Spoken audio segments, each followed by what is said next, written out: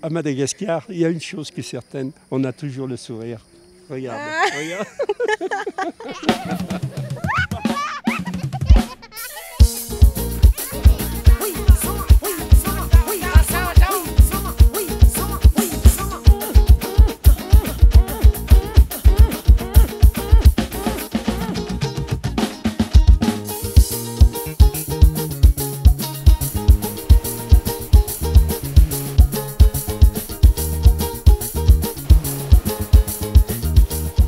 Ici, on est à plus de 22 millions d'habitants.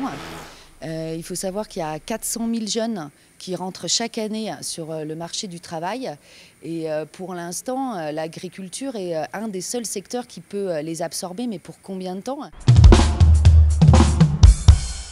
Le plus beau service qu'on peut rendre à une communauté, à un village, c'est de leur apporter de l'eau potable et l'assainissement, qui va toujours de pair. Les médecins, il y en a tellement. Mais des gens qui aiment les paysans, il n'y en a pas beaucoup. Les Malgaches sont des agriculteurs qui savent ce que c'est que la valeur de la terre et la valeur du travail. Donc ils sont très soigneux et franchement, j'allais dire, ça fait plaisir de les aider quand on voit ça. On n'a pas vraiment de mérite, c'est simplement, j'aime à dire qu'on est tous sur la même planète, qu'on a le même sang, le même cœur. Et ben là, c'est simplement une petite preuve de cela, quoi.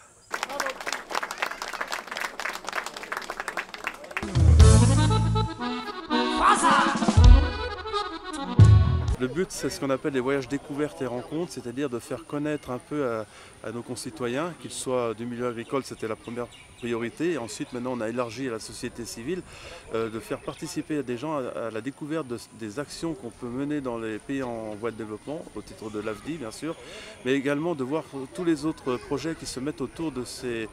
Ça crée une synergie quelque part, et là on a vu le projet du Rotary, on a vu le projet de Léman Horizon et de la mairie de Sierre.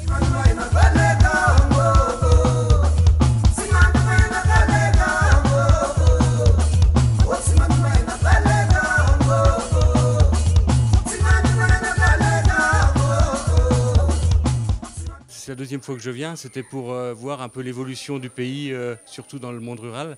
Et donc j'ai vu beaucoup de gens très sympathiques, très volontaires. Simplement, je pense avoir saisi un problème d'organisation politique qui freine l'évolution économique du pays.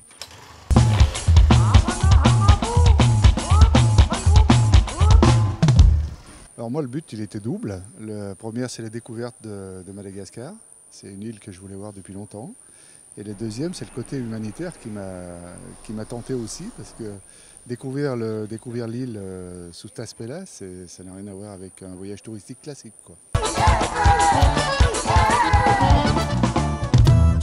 Moi, mon but, c'est surtout au niveau agricole, parce que je trouve, moi, en étant agricultrice, voir que d'autres agriculteurs français aident des agriculteurs malgaches à développer leur exploitation, pour moi, c'est quelque chose de fabuleux, quoi.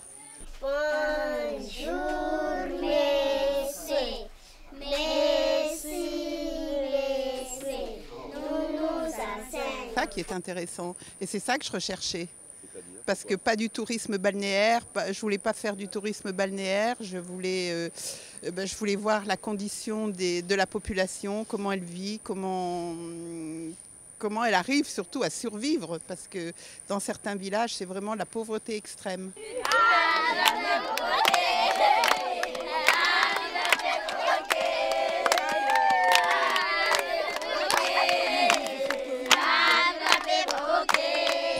Ah oui, il y a vraiment des leçons à retenir, mais pour notre génération, on n'est pas trop dépaysés. Mais par contre, pour nos petits-enfants, ça serait bien qu'ils viennent voir et qu'ils se rendent compte voilà, de ce qui se passe dans ce pays. À la roue Lili, à la roue Lili, à la roue Lala, à la roue Lala. Ouais. Vous l'avez compris, dans ce voyage à Madagascar, chacun avait donc un but bien précis pour aider les habitants de la grande île, l'île Rouge, comme elle est baptisée. Au total, 1000 km ont été parcourus par notre groupe sur la Nationale 7, avec à chaque fois des paysages à couper le souffle.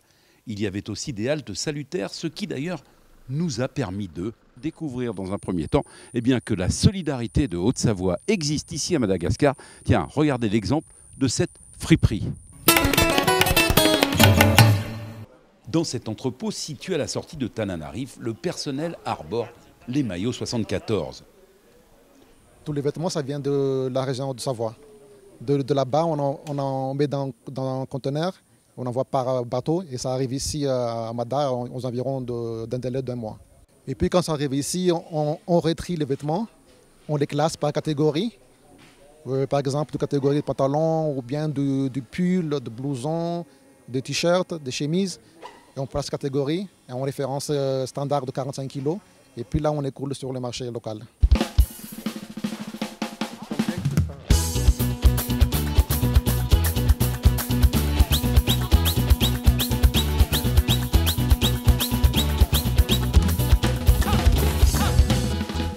Une action qui a permis de créer plusieurs emplois. Oui, travaille ici, là, on est 10 personnes qui travaillent là, dans la société. Donc en Haute-Savoie, où est-ce qu'on peut poser ces vêtements? Oui, ça se retrouve à la Haute-Savoie, c'est Fumex à Saint-Félix, avec la fibre savoyarde, c'est à Saint-Félix de la Haute-Savoie. Ouais, vous l'avez compris, une petite entreprise qui finalement ne connaît pas la crise. Tiens, regardez, parce que ce jeune là, qui part en Vespa, c'est l'employeur qui lui a offert cette Vespa. Ben voilà, ça aussi, ça fait partie de la solidarité ici à Madagascar.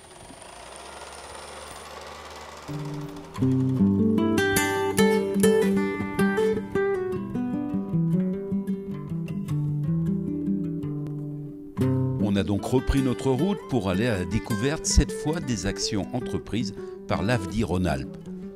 L'AFDI, c'est une association d'agriculteurs français qui travaille avec des organisations paysannes. L'idée, c'est de rapprocher paysans du Nord et paysans du Sud pour défendre ensemble des dossiers communs et notamment montrer que l'agriculture familiale est capable de contribuer à la sécurité alimentaire du monde.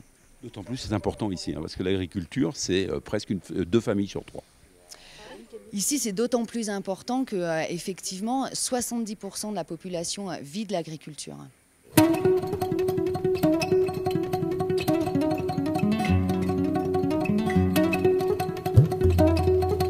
Première halte avec l'AFDI dans ce village perché sur les hauts plateaux à 1200 mètres d'altitude.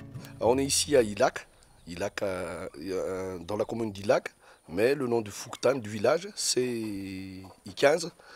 Et c'est le village où se situe donc l'association Fanatinane qui fait l'objet de la visite des membres de l'AFDI. Combien de paysans travaillent il y a 50 membres et il y a 46 ménages. Quoi. Okay. Ça, donc stock. C'est bien connu, l'union fait la force. Et le regroupement en coopérative a permis à ce village de se développer. Oui, ça fait partie des actions qui permettent aux paysans justement d'améliorer leur niveau de vie, parce que le but il est là, et surtout de travailler dans le sens où avant ils se faisaient un peu racketter par les collecteurs, et maintenant de mieux gérer la commercialisation de leurs produits, donc d'augmenter leurs revenus. L'évolution pour le pays, c'est encore dur de dire que ça évolue, mais ce que je constate depuis que je suis ici, les agriculteurs ils évoluent. Ils évoluent au point de vue technique, mais ils évoluent aussi dans le sens où ils se prennent en main et ils sont capables aujourd'hui de défendre leur métier.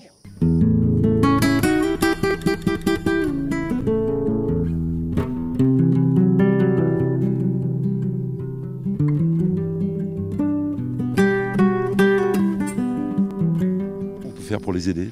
Les aider, c'est les écouter et accompagner leurs décisions.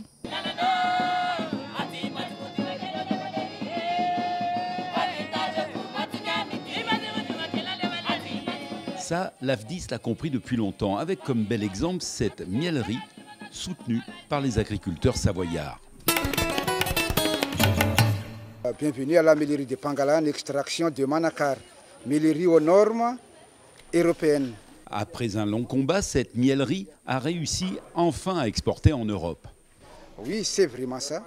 Auparavant, on est dans l'embargo pour les produits animaux, mais depuis 2 années, nous sommes autorisés à exporter du miel à l'Europe grâce à cette miellerie qui suit les normes, les exigences de l'Union européenne. 4 mielés par an, au mois de septembre, le miel de litchi. au mois d'octobre, le miel de Moukarana, au mois de janvier-février, le miel de Niaouli, et au mois de mars-avril, mai, c'est le miel de Bivon ou bifloral, mélange de floraison de Niaouli et d'eucalyptus. Le miel de laitier de Moukarana qui sont exportés, qui sont demandés par le marché européen, et ça représente plus de 60% de la production ici dans la Mélirie. Combien de personnes travaillent là? Jusqu'à maintenant, il y a 9 personnes permanentes qui travaillent pour faire tourner cette unité d'extraction. Encore faut-il trouver des acheteurs. Et c'est là que les agriculteurs savoyards restent solidaires et misent sur le commerce équitable. Oui, c'est équitable, c'est-à-dire que les bénéfices de la vente seront reversés aux agriculteurs malgaches, en intégralité. Vous avez participé à financer un peu tout ce matériel ou pas? Oui, nous avons participé à la miellerie à hauteur de 14 000 €. L'outil étant réalisé, nous sommes contents et nous espérons que cela porte de la valeur ajoutée aux agriculteurs de la région de Manakar. Voilà de quoi être fier. Il reste à vous, les consommateurs, à venir acheter ces produits en Haute-Savoie. Ce miel est vendu dans nos magasins gamme vert. On a 16 magasins en Haute-Savoie, mais pour l'instant il n'est pas dans tous les magasins, mais il est déjà dans 5 magasins.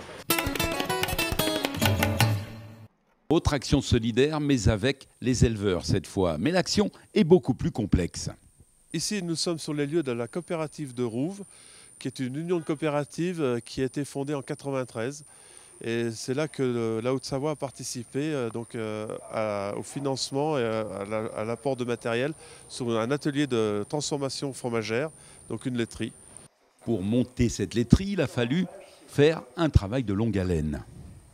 D'abord, nous avons commencé par l'étude qui a été faite donc par Roger Perrin, qui est un fromager de Haute-Savoie, et qui a permis justement de voir les éléments qu'il fallait mettre en place pour pouvoir faire en sorte qu'on améliore le prix du lait auprès des producteurs dans la transformation fromagère qui est très prisée à Madagascar.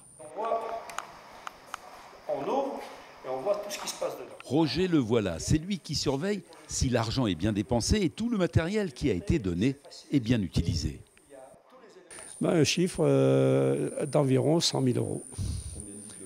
Eh bien, on est monté à 1800-2000 litres de lait pour 100 000 € avec lait pasteurisé, fromage, crème, yaourt. Voilà. Il y a un marché. Et le marché est là. Le marché est là et comme partout, il faut de la qualité. Une qualité qui malheureusement ne paye pas encore. Aujourd'hui, nous avons quelques soucis, donc on ne va pas cacher quand même ce que nous avons.